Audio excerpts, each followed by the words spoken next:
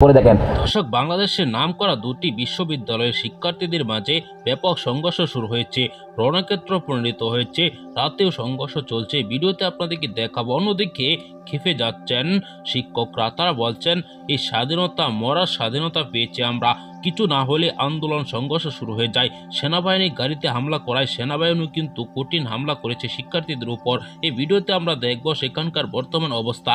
না জানেন, অন্তর্বর্তীকালীন সরকার আসার পর থেকেই নানাভাবে ষড়যন্ত্র করে যাচ্ছে সরকারের বিরুদ্ধে। আওয়ামী লীগ নেতাকর্মীরা কিন্তু বিভিন্নভাবে রাজপথে নামছে, ছাত্রলীগ কিন্তু অনেকভাবে রাজপথে নেমেছেন, এটি কিন্তু অনেকেই বলেছেন, মিডিয়ারা বলেছেন। দর্শক, এখন দেখা যাচ্ছে যে শিক্ষক এমনকি শিক্ষার্থীরা যেভাবে আন্দোলন করছে সরকারের বিরুদ্ধে, একের পর এক ষড়যন্ত্র করছে সরকারের বিরুদ্ধে, এতে কিন্তু বোঝা যাচ্ছে অন্তর্বর্তীকালীন সরকার কঠিন চাপে আছেন এই মুহূর্তে।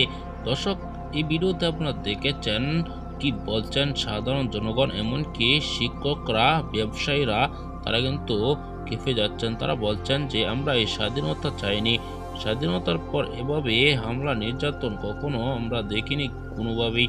দর্শক, এই ভিডিওতে আপনারা যে তথ্যগুলো পেয়েছেন এসব বিষয় নিয়ে আপনার কি মতামত জানাবেন। পরবর্তী ভিডিওগুলো পেতে এই চ্যানেলটিকে সাবস্ক্রাইব করে পাশে থাকা বেল বাটনটি অন করে দিবেন।